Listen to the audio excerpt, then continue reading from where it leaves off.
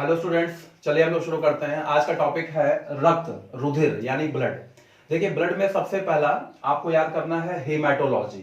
Haematology क्या है? विज्ञान की एक शाखा है जिसमें रक्त का अध्ययन होता है। अगर आपको ऐसा क्वेश्चन मिले रक्त का अध्ययन, ब्लड का अध्ययन क्या कहलाता है, तो आप ये शब्द याद कर लीजिए, हेमाटोलॉजी। हेमाटोलॉजी एक ब्रांच है बायो की, ये आप कह सकते हैं विज्ञान की एक शाखा है जिसमें रक्त का अध्ययन होता है, यानी ब्लड का अध्ययन होता है। तो हेमाटोलॉजी, हम लोगों के शरीर में ब्लड का निर्माण, हमारे बॉडी में ब्लड का फॉर्मेशन ये अस्थि मज्जा में होता है, यानी बोन मैरो में होता है। तो आपको पहला शब्द यहां पे याद हो गया, हेमाटोलॉजी। अगर आपसे कोई पूछे तो आप कहेंगे सर विज्ञान की एक शाखा है जिसमें रक्त का अध्ययन होता है, उसे हम हेमाटोलॉजी कहते हैं। अच्छा, दूसरा शब्द क्या है? हमारे शरीर में रक्त का निर्माण कहां होता है? हमारे शरीर में रक्त का निर्माण बोन मैरो यानी अस्थि मज्जा में होता है। अच्छा, एक बात ध्यान रखिएगा, जो बच्चे मां के पेट में है, जिनका अभी जन्म नहीं हुआ है, उनके शरीर में रक्त का निर्माण अस्थि मज्जा में नहीं होता है, और उनका भी क्वेश्चन परीक्षाओं में पूछा जाता है। अगर आपको ऐसा क्वेश्चन मिले गर्भावस्था के दौरान, ड्यूरिंग प्रेगनेंसी, शिशुओं में रक्त का निर्माण कहां होता है, जो बच्चे मां के गर्भ में हैं उनमें ब्लड का फॉर्मेशन कहां होता है, ऐसा क्वेश्चन मिलता है, तो फिर आपका आंसर होगा यकृत।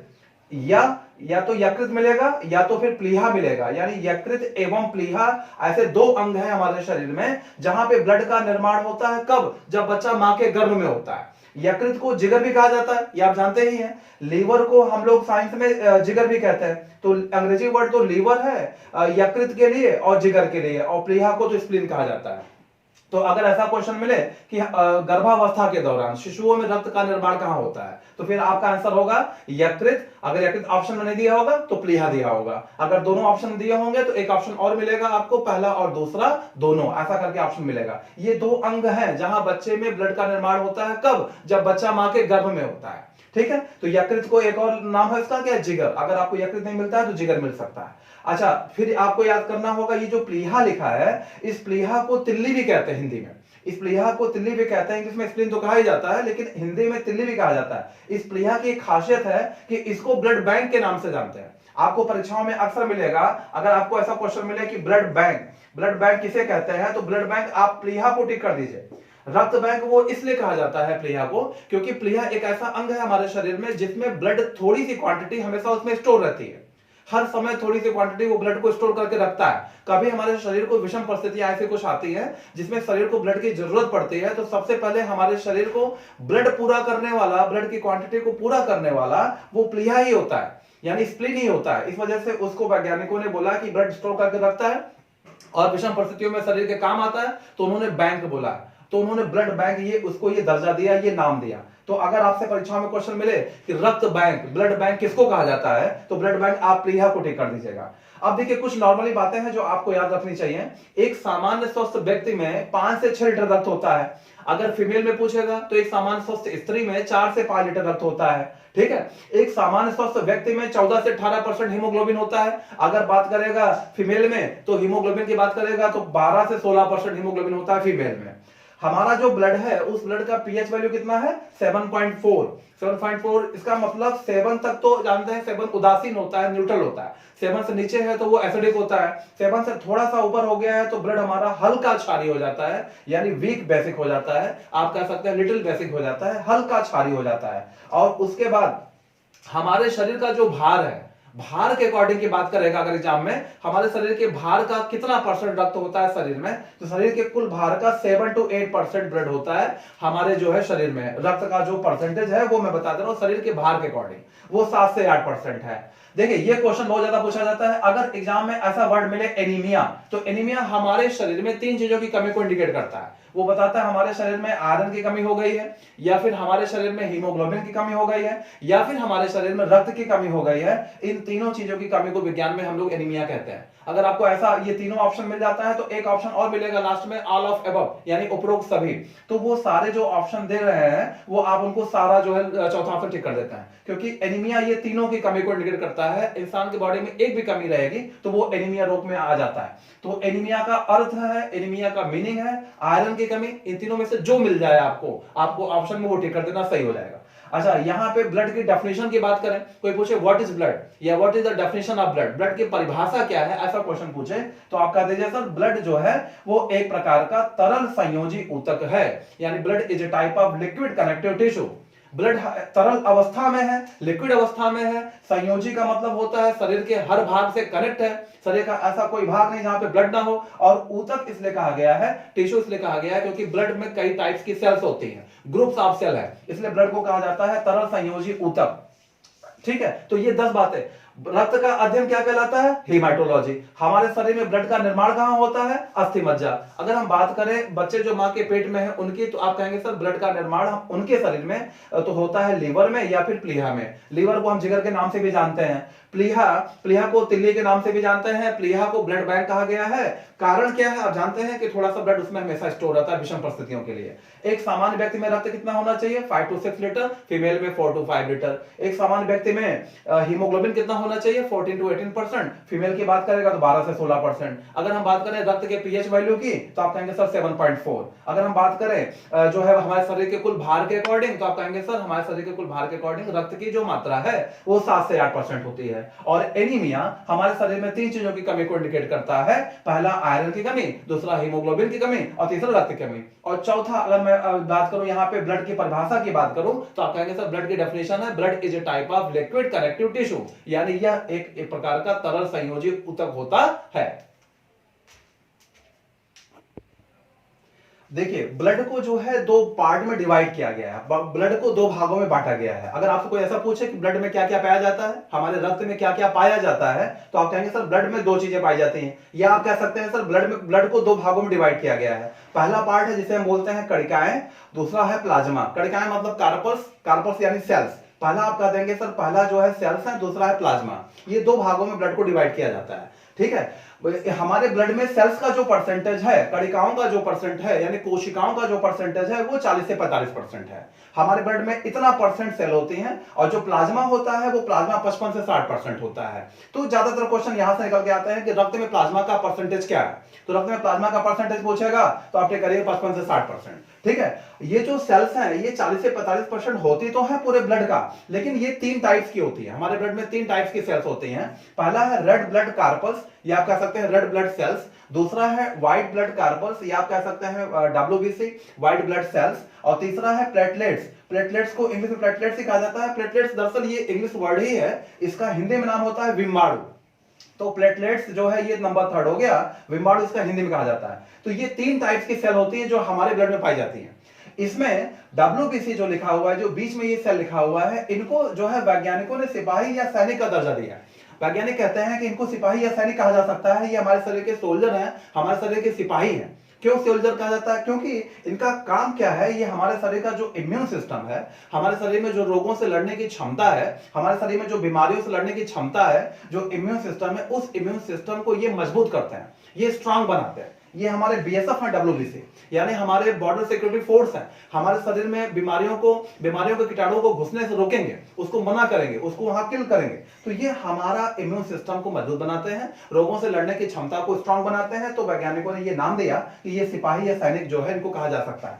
दूसरा, प्लेटलेट्स की बात करें, प्लेटलेट्स को भी कॉमन नेम दिया गया है। प्लेटलेट्स यानी बिम्बाणु, इनको कहा जाता है कि ये हमारे शरीर के डॉक्टर या नर्स हैं। हमारे शरीर के डॉक्टर या नर्स का मतलब होता है कि ये हमारे शरीर के जो है डॉक्टर नर्स इसलिए कहा गया है क्योंकि इनका काम कुछ ऐसा ही है। ये हमारे जब कभी हमें चोट लगती है, कभी हमें चोट लग जाए, तो जब हमारा ब्लड निकलना स्टार्ट होता है तो वैज्ञानिक कहते हैं कि ये ब्लड का क्लॉट बनाते हैं, यानी ब्लड का थक्का बनाते हैं। ब्लड का क्लॉट बनाएंगे, तो ब्लड का क्लॉट बनाते हैं तो काम कुछ डॉक्टर या नर्स से मैच हो रहा है, जिस वजह से उनको ये डॉक्टर या नर्स कहा जाता है। तो वैज्ञानिक कहते हैं कि प्लेटलेट्स है जिनको डॉक्टर या नर्स के नाम से जानेंगे, और WBC है जिनको हम लोग शरीर का सिपाही या हम लोग सोल्जर के नाम से जानेंगे। तो ये जो है चोट लगने पर ब्लड का क्लॉट बनाते हैं हमारे ब्लड का, ताकि ब्लड का बहना बंद हो जाए। अच्छा, ब्लड का क्लॉट से संबंधित कुछ बातें आपको याद करनी है। जैसे आपको याद रखना है कि ब्लड का क्लॉट तभी बनेगा हमारे शरीर में जब हमारे शरीर में विटामिन के होगा। यानी आपसे ऐसा क्वेश्चन पूछ सकता है कि विटामिन के, ब्लड का क्लॉट बनाने के लिए किस विटामिन की आवश्यकता पड़ती है? तो ब्लड का क्लॉट बनाने के लिए विटामिन के की आवश्यकता पड़ती है। ध्यान रखिएगा, विटामिन के चाहिए ब्लड का क्लॉट बनाने के लिए। ठीक है, उसके बाद यहाँ पे लिखा हुआ है प्रोटीन का नाम है, ये थ्रोम्बिन है और ये फाइब्रिनोजन है। ये 2 प्रोटीन है, थ्रोम्बिन और फाइब्रिनोजन। ये ऐसी प्रोटीन है जो हमारे ब्लड के क्लॉट को बनाने में हेल्प करती हैं। हमारा जो ब्लड है उसके क्लॉट को बनाने में हेल्प करती हैं, ये थ्रोम्बिन और फाइब्रिनोजन है। ठीक है, और ब्लड का क्लॉट 2 से 8 मिनट में बन जाना चाहिए। जो ब्लड का थक्का है वो 2 से 8 मिनट में बन जाना चाहिए, रक्त का थक्का 2 to 8 मिनट में बन जाना चाहिए। तो ये 4 बातें और ध्यान रखिएगा ब्लड के क्लॉट से संबंधित है। क्या है? रक्त को 2 भागों में बांटा गया है, कणिकाएं और प्लाज्मा। कणिकाएं पूरे ब्लड का 40 से 45% है और प्लाज्मा 55 से 60% है। कणिकाएं होती तो इतना है, लेकिन वो 3 टाइप्स की होती हैं, red blood cells, WBC, white blood cells और प्लेटलेट्स। इन तीनों में डब्ल्यूबीसी को शरीर का सिपाही या सैनिक कहा जाता है और प्लेटलेट्स को यानी बिम्बाणु को हम लोग डॉक्टर या नर्स कहते हैं। डब्ल्यूबीसी को सिपाही इसलिए कहते हैं क्योंकि हमारी बॉडी का इम्यून सिस्टम स्ट्रांग बनाता है, रोगों से लड़ने की क्षमता को मजबूत करता है। और प्लेटलेट्स को हम लोग डॉक्टर या नर्स क्यों कहते हैं? क्योंकि चोट लगने पर ये हमारे रक्त का थक्का बनाता है, जिससे ब्लड का बहना बंद हो जाता है। और ब्लड का बहना से संबंधित 4 बातें दिमाग में रखनी है। रक्त का थक्का तभी बनेगा जब बॉडी में यानी हमारे ब्लड में विटामिन के होगा। और रक्त का थक्का बनाने के लिए 2 प्रोटीन भी है, जिस पहले का नाम है थ्रोम्बिन, दूसरे का नाम है फाइब्रिनोजन। ये 2 प्रोटीन भी है जो ब्लड का थक्का बनाते हैं और ब्लड का थक्का 2 से 8 मिनट में बन जाना चाहिए स्टूडेंट्स।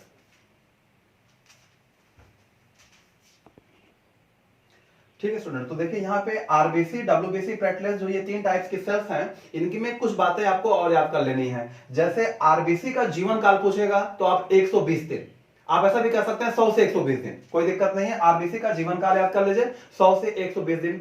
प्लेटलेट्स, ये जो डब्ल्यूबीसी लिखा है इसका जो जीवन काल है वो 2 से 4 दिन याद कर लीजिए, 2 से 4 दिन। और प्लेटलेट्स का जो जीवन काल है वो 8 से 10 दिन होता है। तो लाइफ स्पैन जीवन काल भी परीक्षाओं में पूछा जाता है, तो लाइफ स्पैन याद कर लीजिए। आरबीसी का 100 से 120 दिन, डब्ल्यूबीसी की बात करेगा तो आप 2 से 4 दिन और प्लेटलेट्स की बात करेगा तो 8 से 10 दिन की बात करिएगा। आरबीसी जो होता है इसका हमारे एक बूंद में आप कह सकते हैं, एक बूंद रक्त में 54 लाख आरबीसी होती हैं। आप ऐसा बोल सकते हैं, बाकी आप याद कर सकते हैं 54 लाख पर एमएम क्यूबिक, ये आरबीसी की संख्या है जो है, इस तरीके से याद कर सकते हैं। फीमेल के लिए 48 लाख होता है, यानी एक बूंद रक्त में आरबीसी की संख्या जो है वो 54 लाख होती है और स्त्रियों में लगभग 48 लाख होती है एक बूंद रक्त में आरबीसी। डब्ल्यूबीसी की बात करेगा तो इसी चीज को हम लोग याद करेंगे 5000 से 9000, 5000 से 9000 पर एमएम क्यूबिक कह सकते हैं आप। और प्लेटलेट्स की संख्या जो होती है वो 2 लाख से 5 लाख के बीच होती है, यानी आप जो है पर एमएम क्यूबिक कर सकते हैं 2 लाख से 5 लाख, 2 लाख से 5 लाख पर एमएम क्यूबिक कहा जाता है। ये इनकी संख्या आप याद कर लीजिए। इसमें से आप ध्यान रखिएगा, ये आरबीसी और डब्ल्यूबीसी और प्लेटलेट्स, जब कोई इंसान पहाड़ों पे रहता है, ऊंचाइयों पे रहता है, अगर किसी का घर ऊंचाइयों पे है, जो जमीन का जो जहां हम लोग रहते हैं उससे ऊंचाई वाले स्थान पे रहता है, तो वैज्ञानिक कहते हैं उसके शरीर में आरबीसी की संख्या स्वयं ही बढ़ जाती है। आरबीसी की जो मात्रा है वो स्वयं ही बढ़ जाती है। उसके पीछे कारण क्या है? ये जो आरबीसी है, इस आरबीसी के अंदर हीमोग्लोबिन पाया जाता है। ये आप जो है याद कर सकते हैं, हीमोग्लोबिन जो होता है वो ये हीमोग्लोबिन क्या करता है? हीमोग्लोबिन अपनी मात्रा को स्वयं बढ़ाने लगता है, अपनी क्वांटिटी को स्वयं बढ़ाने लगता है, क्योंकि हीमोग्लोबिन जो है वो हमारे ब्लड का कलर पिगमेंट है। हमारे ब्लड में इसको कलर पिगमेंट कहा जाता है। साइंटिस्ट कहते हैं कि हीमोग्लोबिन के कारण ही हमारा जो ब्लड होता है वो लाल होता है। हीमोग्लोबिन जब ऑक्सीजन से जुड़ता है तो ब्लड हमारा वो हीमोग्लोबिन रेड कलर का हो जाता है। और हमारे ब्लड में सबसे ज्यादा पाई जाने वाली जो सेल है वो आरबीसी है, 54 लाख पर एमएम क्यूबिक। तो सबसे ज्यादा जो सेल पाई जाती है वो आरबीसी है। इस वजह से जो है हमारा पूरा ब्लड लाल दिखता है, क्योंकि हीमोग्लोबिन के कारण आरबीसी जो है वो रेड कलर का होता है। तो हमारे ब्लड के लाल होने का कारण पूछे तो आप टिक कर दीजिए हीमोग्लोबिन। अगर आपको ऐसा क्वेश्चन पूछे कि हमारे ब्लड में ऑक्सीजन और कार्बन डाइऑक्साइड का ट्रांसपोर्टेशन कौन करता है, जो हम सांस खींचते हैं वो ऑक्सीजन जो ले रहे हैं, जो हम कार्बन डाइऑक्साइड को छोड़ रहे हैं, इस ऑक्सीजन को हमारे शरीर की प्रत्येक कोशिकाओं तक पहुंचाना और सभी कोशिकाओं से कार्बन डाइऑक्साइड को वापस ला करके फिर बाहर निकालना, ये सारा काम जो चल रहा है हमारे पूरे शरीर में, जो ट्रांसपोर्टेशन चल रहा है, ये हीमोग्लोबिन के माध्यम से ही होता है। हीमोग्लोबिन जब ऑक्सीजन को ले जाता है तब इसे हम लोग ऑक्सी हीमोग्लोबिन कहते हैं, और जब वहां से कार्बन डाइऑक्साइड को वापस ले जाता है तब इसे हम कार्बोक्सी हीमोग्लोबिन कहते हैं। तो हीमोग्लोबिन के बारे में आप ये कुछ बातें और रख लीजिए। एक बात और है, हीमोग्लोबिन में आयरन धातु पाई जाती है, ये रख लीजिए। हीमोग्लोबिन में आयरन धातु पाई जाती है, क्योंकि हीम जो होता है, हीमोग्लोबिन को अगर हम तोड़े, हीम और ग्लोबिन अलग करें, जो हीम वाला पार्ट है वो आयरन का होता है और ग्लोबिन वाला जो पार्ट है वो प्रोटीन होता है। तो हमारे रक्त में अगर आयरन की मात्रा रहेगी तो हमारे बॉडी में हीमोग्लोबिन का मात्रा बढ़ती जाएगी। अगर हम रक्त की चीजें कुछ खाएंगे, अगर हम आयरन की चीजें कुछ खाएंगे जिसमें आयरन है, तो हमारी बॉडी में, रक्त में ऑटोमेटिक हीमोग्लोबिन की मात्रा बढ़ती चली जाती है। तो हीमोग्लोबिन क्या करता है? ये हमारी बॉडी में O2 और CO2 को ट्रांसपोर्ट करता है। हीमोग्लोबिन क्या करता है? हमारे ब्लड को लाल भी करता है। हीमोग्लोबिन में कौन सी धातु पाई जाती है? हीमोग्लोबिन में आयरन पाया जाता है। हीमोग्लोबिन का परसेंटेज क्या है? हीमोग्लोबिन का परसेंटेज एक स्वस्थ व्यक्ति में 14 से 18% होता है, फीमेल में 12 से 16% होता है। जो लोग पहाड़ पे रहते हैं उनकी बॉडी में हीमोग्लोबिन की मात्रा अपने आप बढ़ जाती है। क्यों? क्योंकि पहाड़ों पे ऑक्सीजन की कमी है। वहां पे ऑक्सीजन की कमी होने की वजह से हीमोग्लोबिन की संख्या अपने आप बढ़ जाती है। अपनी संख्या वो इसलिए बढ़ा लेता है क्योंकि जब वहां पे ऑक्सीजन की कमी है तो जब हम लोग यहाँ सांस खींचते हैं तो यहां से क्या होती है, हमारे लंग्स से जितनी ऑक्सीजन है वो हमारे ब्लड में जाती है। अगर कुछ मॉलिक्यूल्स 1000 2000 मॉलिक्यूल 4000 मॉलिक्यूल वो छोड़ भी जाए हमारे लंग्स में तो कोई दिक्कत नहीं, क्योंकि यहाँ ऑक्सीजन भरपूर है। तो हम क्या करते हैं कि हमारा हीमोग्लोबिन उसी वे में रहता है। लेकिन पहाड़ में ऑलरेडी ऑक्सीजन की कमी है, तो जितने ऑक्सीजन आया है आपके फेफड़े में, आपके लंग्स में, वो सारी एब्जॉर्ब हो सके, सारी वो एब्जॉर्ब की जा सके, इसलिए हीमोग्लोबिन की संख्या, हीमोग्लोबिन की क्वांटिटी, उसकी मात्रा अपने आप बढ़ती चली जाती है। तो हीमोग्लोबिन अगर आपसे कोई पूछे कई सारे पहाड़ों में जो लोग रहते हैं उनके ब्लड में आरबीसी बढ़ जाता है, इसका मतलब हीमोग्लोबिन की मात्रा अपने आप बढ़ जाती है जो लोग पहाड़ पे रहते हैं। और आरबीसी का साइंटिफिक नेम है एरिथ्रोसाइट, यानी आप कह सकते हैं इसको, इसका साइंटिफिक नेम है एरिथ्रोसाइट्स। और डब्ल्यूबीसी का साइंटिफिक नेम है ल्यूकोसाइट्स और प्लेटलेट्स का साइंटिफिक नेम है थ्रोम्बोसाइट्स। तो एरिथ्रोसाइट्स, ल्यूकोसाइट्स और थ्रोम्बोसाइट्स इनके जो है साइंटिफिक नेम है, जिस नाम से हम लोग इसे बुलाते हैं। देखिए आरबीसी का जो साइज है, आरबीसी की साइज है वो 6 to 8 माइक्रोमीटर, 6 to 8 माइक्रोमीटर ये आरबीसी की साइज है, इसको याद कर लीजिए। और डब्ल्यूबीसी की साइज है 12 से 15 माइक्रोमीटर और प्लेटलेट्स की जो साइज है वो 3 से 4 माइक्रोमीटर। स्टूडेंट्स ये बात आप याद कैसे करेंगे? देखिए मैं आपको बता रहा हूं, आरबीसी की साइज आपने याद किया 6 to 8 माइक्रोमीटर। अब आप डब्ल्यूबीसी के लिए जस्ट इसको डबल कर लीजिए। तो आपने ध्यान दिया कि 6 का डबल होता है 12, 8 का डबल होता है 16, तो यहाँ पे 15 आप जो है मेमोराइज कर लीजिए कि यहाँ पे 6 का डबल तो हो जाएगा और इसके डबल से 1 कम हो जाएगा। तो 12 से 15 माइक्रोमीटर ये डब्ल्यूबीसी की साइज हो गई। और प्लेटलेट्स की जो साइज है वो आरबीसी की साइज का आप आधा कर लीजिए, यानी प्लेटलेट्स की जो साइज है वो आरबीसी के आधा करेंगे तो यहाँ 3 to 4 माइक्रोमीटर हो जाएगा। केवल एक की साइज आप याद करिए, आप उसी के जरिए डब्ल्यूबीसी और प्लेटलेट्स दोनों की साइज आपको याद रहेगी। तो फिर यहां पे देखिए, अगर हम लोग आरबीसी, डब्ल्यूबीसी, प्लेटलेट्स, अगर हम इन तीनों की बात कर चुके हैं, इन तीनों के बारे में बता चुके हैं, तो ये हमारा जो पहला वाला था, ये हमारा कणिका यानी सेल्स कंप्लीट हो गया। देखिए आरबीसी, डब्ल्यूबीसी, प्लेटलेट 3 टाइप्स की सेल होती है आपके ब्लड में, तो ये पहला वाला कंप्लीट हो गया सेल्स, यानी हम लोग इसे कार्पल्स कहते हैं, ये फर्स्ट कंप्लीट हो गया। तो देखिए अब हम लोग जो है स्टार्ट करते हैं दूसरा, प्लाज्मा।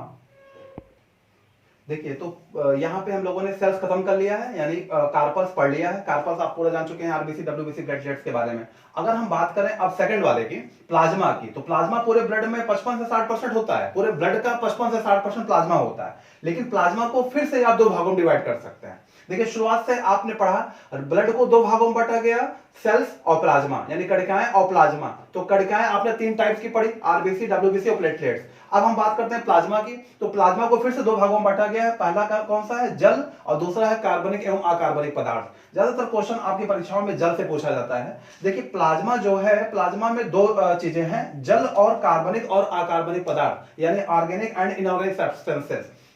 ये जो जल होता है वो प्लाज्मा में 90 से 92% होता है, प्लाज्मा में 90 से 92% होता है जल। आपको ये क्वेश्चन अक्सर मिलेगा कि प्लाज्मा में जल की मात्रा कितनी है, तो प्लाज्मा में जल की मात्रा पूछे तो आप 90 से 92% टिक कर दीजिएगा, और बाकी का जो बचता है 8 से 10% वो दूसरा वाला पार्ट होता है, यानी कार्बनिक एवं अकार्बनिक पदार्थ जो होते हैं वो 8 से 10% होते हैं, ये दूसरा वाला पार्ट होता है। तो 90 से 92% जल की मात्रा होती है प्लाज्मा में। प्लाज्मा का पूछेगा तभी टिक करिएगा। कभी कभी आपको एग्जाम में ऐसा भी क्वेश्चन पूछ सकता है कि हमारा शरीर में पानी की मात्रा कितनी है, तो शरीर में पानी की मात्रा पूछेगा तभी टिक करिएगा 65 से 75%। और पानी का जो काम है हमारे शरीर में, वो आप जानते हैं, हमारे शरीर में टेम्परेचर को मेंटेन करना। हमारे बॉडी का जो टेम्परेचर है वो आप ये भी जानते हैं 37 डिग्री सेल्सियस या 98.6 डिग्री फ़ारेनहाइट या 310 केल्विन है, हमारे शरीर का तापमान है। हम लोग जो है समतापी जंतु हैं, यानी होमोथर्मल एनिमल हैं। हम जितने भी मैमल्स होते हैं वो सभी समतापी जंतु होते हैं। इनके शरीर का तापमान मौसम के हिसाब से नहीं बदलता, जो मौसम है उसके हिसाब से हमारा टेम्परेचर बदलता नहीं, ये सदैव स्थिर रहता है, सदैव फिक्स रहता है। यानी आप ये समझेंगे कि हम लोगों का तापमान सर्दियों या गर्मी हमेशा स्थिर रहता है, ये हमेशा कांस्टेंट रहता है। जब हम अस्वस्थ होते हैं, हल्का फुल्का बीमार होते हैं या जैसा भी, जब हम बीमार होंगे तभी शरीर का तापमान केवल बढ़ता ही है। तो इस वजह से आपको याद रखना कि हम लोगों का तापमान सदैव स्थिर रहता है। एक बात और, प्लाज्मा में एक प्रोटीन पाई जाती है, इसका नाम हिपैरिन। आप इसको प्रोटीन के नाम से जानिए, ये प्रोटीन है। क्वेश्चन कभी कभी डायरेक्ट आता है, हिपैरिन है एक प्रकार की प्रोटीन, एक प्रकार की विटामिन, एक प्रकार का कार्बोहाइड्रेट, ऐसा क्वेश्चन देगा तो आप टिक करिएगा एक प्रकार की प्रोटीन। ये एक ऐसी प्रोटीन है हिपैरिन जो हमारे ब्लड को जमने से रोकती है। देखिए हमने बताया था प्लेटलेट्स, यहां बताया था प्लेटलेट्स जो है वो हमारे रक्त का थक्का बनाते हैं ताकि खून का बहना बंद हो जाए। लेकिन हेपेरिन एक ऐसी प्रोटीन है जो हमारे ब्लड को जमने से रोकती है। हम लोग कहीं भी चले जाएं घूमने फिरने, जहां पे ठंडी बहुत ज्यादा पड़ रही है, टेम्परेचर बहुत ज्यादा माइनस में गिरा हुआ है, लेकिन हमारे शरीर के अंदर का रक्त नहीं जमने पाता। आप सोचे हमारे भारत में ही सियाचिन लद्दाख में देखिए सर्दियों में टेम्परेचर -35 हो जाता है। तो इस वजह से क्या है कि वहां शरीर के अंदर का तापमान नहीं जमने पाता, शरीर के अंदर का रक्त जमने नहीं पाता। उसका कारण यह है जो हमारे ब्लड को जमने से रोकता है, हमारे रक्त को जमने नहीं देता, उसको रोके रहता है। ये एक पदार्थ है। तो आपको यहां से 2 क्वेश्चन मिल सकते हैं अक्सर, और मिलते हैं परीक्षाओं में आते हैं। पहला क्वेश्चन आता है वह कौन सा पदार्थ है जो रक्त को जमने से रोकता है, तो आप टिक करिएगा हेपेरिन। दूसरा आप क्वेश्चन पूछेगा हेपेरिन है तो एक प्रकार की प्रोटीन, ये ध्यान रखिएगा, ये एक प्रकार की प्रोटीन है। आप इसे एंटी कोआगुलेंट भी कह सकते हैं, जो ब्लड को जमने से रोकता है। अच्छा, फिर अब एक बात मैंने आपको बताया था प्लीहा के बारे में। देखिए प्लीहा और तिल्ली को ब्लड बैंक के नाम से जानते ही हैं, ये तो आपको पता है। प्लीहा और तिल्ली यानी प्लीहा या तिल्ली ये दोनों एक ही हैं। प्लीहा या तिल्ली या आप कह सकते हैं स्प्लीन, इसको एक और नाम दिया गया है आरबीसी का कब्रिस्तान या आरबीसी का कब्रगाह। ऐसे क्वेश्चन आते हैं आरबीसी का कब्रिस्तान या आरबीसी का कब्रगाह, तो आप एकदम निश्चिंत होकर के आप प्लीहा या तिल्ली टिक कर दीजिएगा, आपका आंसर सही हो जाएगा। क्यों कहते हैं? क्योंकि इसके पीछे रीजन है कि आरबीसी जो है जब उसका लाइफ स्पैन पूरा हो जाता है, जीवन काल पूरा हो जाता है, जो 120 दिन तक का उसका लाइफ स्पैन था पूरा हो जाता है, तो प्लीहा जाकर के मरती वहीं पे है, उसके मरने का स्थान फिक्स है। वो हमारे शरीर में स्प्लीन में जाकर के, स्प्लीन जो है ये स्टमक से पीछे पीठ की तरफ एक अंग है जहां पे जाकर के प्लीहा वो आरबीसी मरती है। तो वो पर्टिकुलर एक एरिया है जहां पे आरबीसी मरती है, इसलिए वो आरबीसी का कब्रिस्तान। आपको परीक्षा में कब्रिस्तान या कब्रगाह शरीर में किसको कहा जाता है ऐसा क्वेश्चन मिले तो आप सीधा सीधा प्लीहा या तिल्ली को टिक कर दीजिएगा। तो ये ऑल अबाउट एक छोटा सा लेक्चर हो गया जिसमें आपको काफी इंपॉर्टेंट बातें हैं जो अक्सर परीक्षाओं में पूछी जाती है, प्रतियोगी परीक्षाओं में, वो मैंने आपको यहां बता दिया, वो ब्लड से रिलेटेड है।